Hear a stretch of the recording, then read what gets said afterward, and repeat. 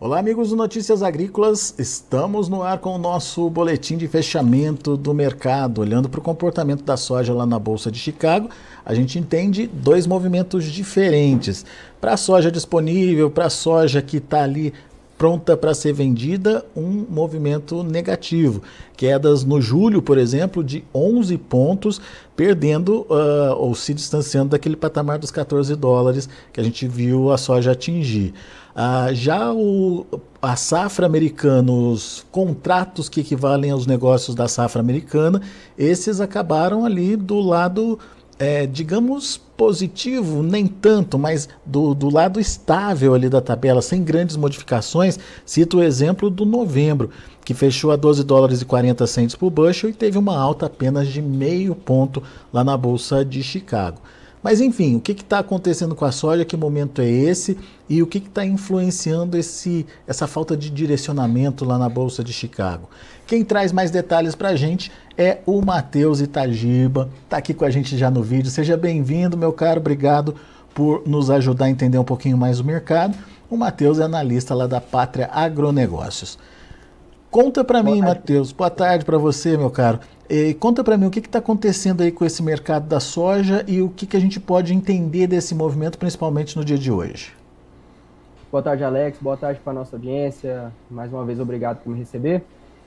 Justamente a soja hoje, os olhos são todos voltados para o clima lá dos Estados Unidos, o desenvolvimento das lavouras em solo norte-americano, em especial nas regiões mais produtoras, que é o chamado cinturão agrícola, em especial, né? São os estados ali de Iowa, Illinois, Missouri e alguns outros estados que ficam ali em volta, as Dakotas, Minnesota, mas principalmente o cinturão agrícola responsável por mais de 30% da produção lá dos Estados Unidos, né? Então, o que a gente vê hoje, né, dia após dia, é a situação de um clima adverso, um clima árido mesmo, lá para os Estados Unidos. Inclusive, a situação da disponibilidade hídrica de alguns medidores já mostram alguma deficiência, alguma degradação, e isso começa a preocupar, porque, afinal, tanto as temperaturas quanto as chuvas estão fora do padrão de normalidade, né? As temperaturas um pouco acima do que era esperado, né? Do que é o normal para as lavouras, e a precipitação também um pouco abaixo do esperado. Também a previsão para os próximos dias é de chuvas abaixo do esperado, tá? E isso preocupa, né? É uma situação muito atípica, muito diferente para os Estados Unidos, e o mercado precisa olhar isso dia após dia, né? Todo mundo sabe da capacidade de recuperação das lavouras norte-americanas devido ao solo muito siltoso, muito argiloso, capaz de reter muita água, né? E deixar essa água muito disponível para as plantas. Então, o mercado olha isso dia após dia. Por isso que é muito complicado encaixar altas e precificar essa safra ao final, né, da colheita norte-americana. Daí a gente viu essas altas fortes que aconteceram ontem e hoje recuaram um pouco, né, normal, né, enquanto não se configura um clima mais complicado. E aqui no Brasil, novamente, o programa de exportação vai a todo vapor. Como foi falado por você, Alex, a gente tem essa situação de safra recorde brasileira, o programa de exportação, né, que a safra, o grão vendido mais o exportado já bate 65 milhões de toneladas, e é recorde, né, para o programa de exportação brasileiro. E a gente sabe ainda que tem muito grão ainda para sair. Portanto, existe essa pressão aqui no Brasil sobre os prêmios, que não deixa o preço para o produtor brasileiro se recuperar. Certo, Alex? No final das contas, a soja está barata, inclusive para o comprador, então, Matheus. Exatamente. A soja brasileira está tão barata, Alex, que até mesmo os americanos já chegaram a comprar de nós, né? Então, a soja brasileira está muito atrativa, muito grão disponível, muito grão ainda para vir para o mercado.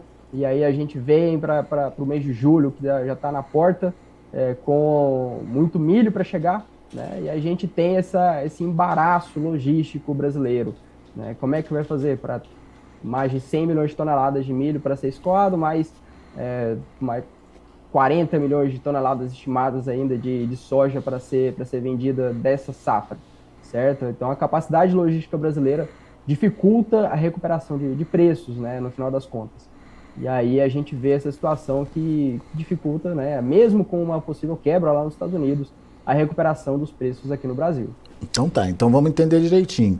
Quando a gente olha então para os contratos atuais que refletem a soja disponível, lá em Chicago está caindo. Obviamente porque Chicago não tem como competir, concorrer com uma soja barata aqui no Brasil e como você disse, o programa de exportação está indo muito bem. Agora, quando a gente olha para os contratos de setembro e novembro, por exemplo, esses aí não tiveram queda, mas também estão ali estáveis, olhando, esperando os mapas, é isso, Matheus?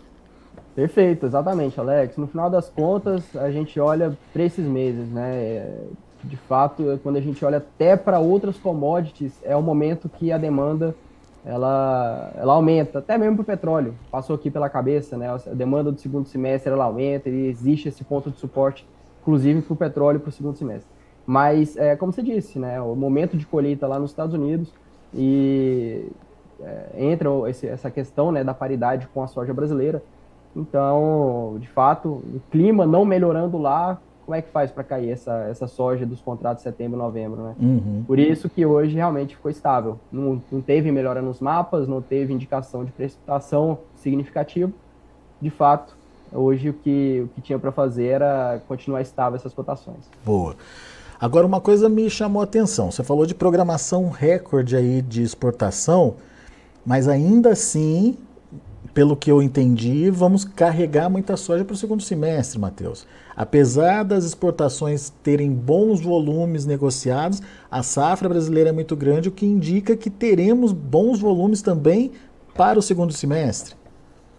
Exatamente, porque o Brasil não consegue, né, escoar tanta soja ao mesmo tempo. Tem um limite, né, logístico.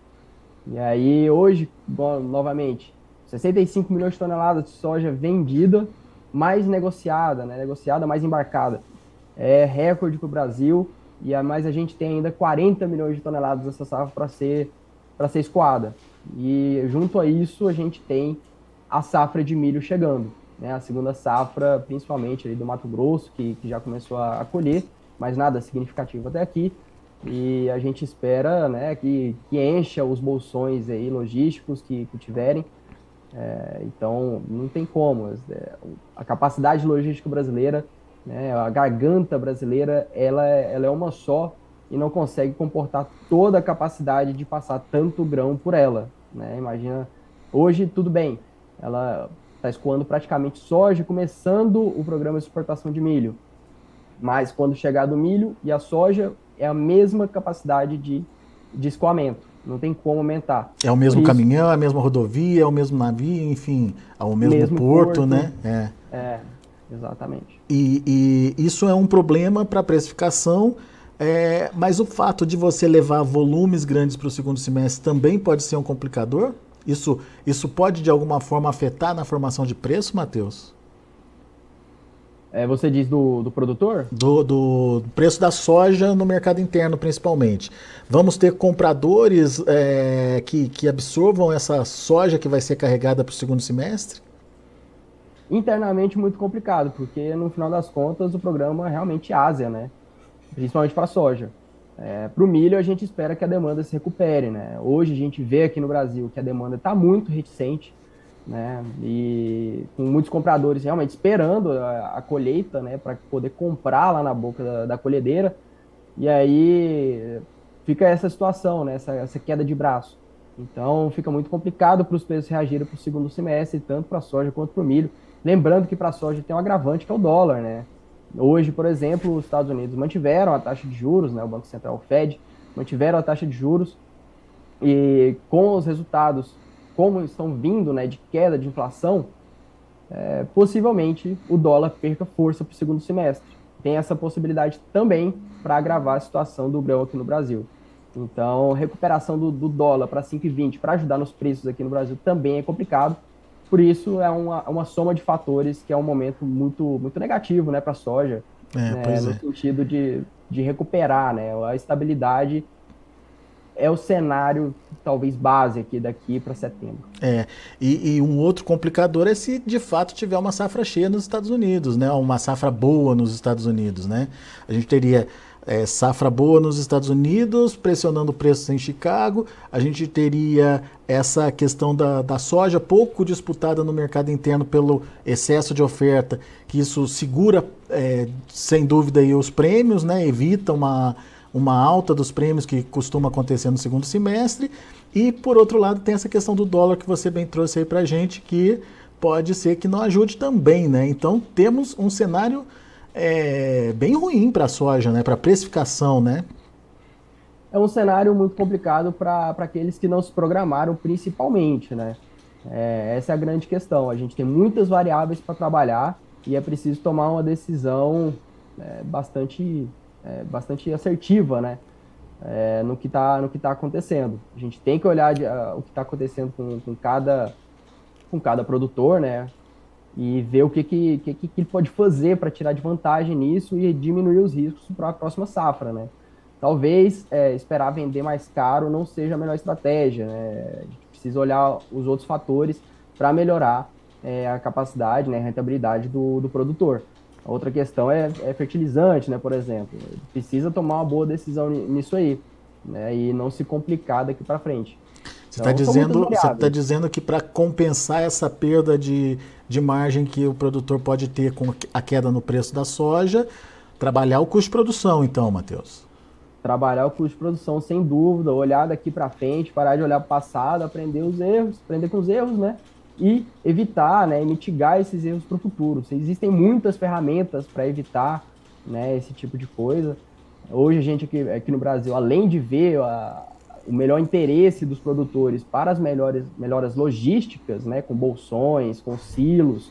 Hoje o produtor vê o tanto que é valioso, né, ele poder decidir quando ele vai vender ou não a safra dele, né, e as outras questões, né, ferramentas financeiras, como nós fazemos aqui na Pátria, de fazer os seguros na Bolsa de Valores, né, operar Chicago, garantir preço, tá certo? Então, são muitas ferramentas que a gente tem para mitigar risco. E aí o produtor, sem dúvida, ele precisa usar para poder equilibrar o custo de produção. Muito bom. Matheus Itagiba, meu caro, muito obrigado pela sua participação aqui com a gente, trazendo as informações do mercado e nos ajudando a entender um pouquinho dessa dinâmica de precificação. Volte sempre. Muito obrigado, Alex. Deixa um abraço a você e a nossa audiência. Até mais. Até mais. Tá aí Matheus Itagiba, direto lá da Pátria Agronegócios, analisando o mercado. No curto prazo, temos sim um bom volume de negócios acontecendo. Segundo o Matheus, a programação de exportação recorde no Brasil está mandando soja embora. O problema é que a nossa safra aqui é muito grande e o que está ficando para o segundo semestre é bastante significativo ainda, o que significa que não teremos disputa por essa soja e, consequentemente, sem aqueles prêmios muito diferenciados que a gente costuma ver sempre no segundo semestre. Tem a questão do dólar, que o Matheus pediu para a gente ter cuidado também, principalmente por conta aí, de uma melhora no cenário internacional e principalmente na questão dos juros lá nos Estados Unidos. Isso pode ser negativo ainda para a moeda americana em relação à moeda brasileira. E também a questão da safra americana. Safra cheia por lá é mais um motivo para um cenário pior ali no segundo semestre para o produto brasileiro. Fique atento então, você produtor, você que está nos acompanhando nesse momento, preste atenção nas oportunidades e não deixe de participar dessas oportunidades de negócios que virão. Deixa eu mostrar para vocês como encerraram as negociações lá na Bolsa de Chicago, um dia misto, de fechamento misto, lá na Bolsa, com o julho fechando com 11 pontos de baixa, 13 dólares e 88 cents por bushel. O agosto, 13 dólares e 18 cents por bushel, queda de 3 pontos mais 25. Setembro fechou no 0 a 0.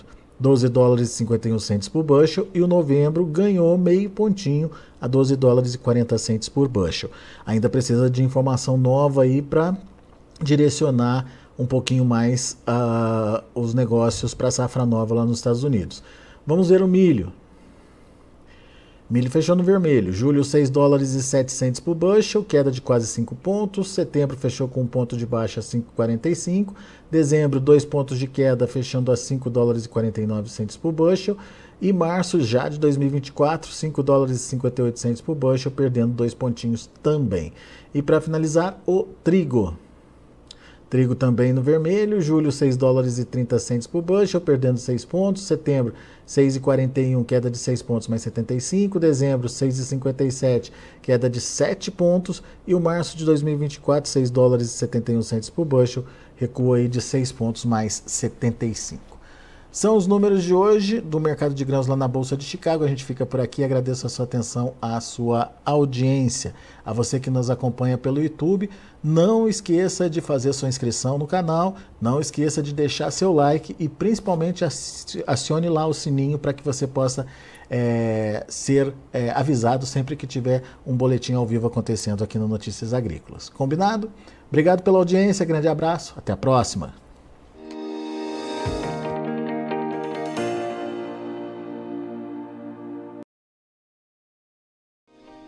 Se inscreva em nossas mídias sociais. No Facebook, Notícias Agrícolas. No Instagram, @Notícias Agrícolas. E em nosso Twitter, @Norteagri.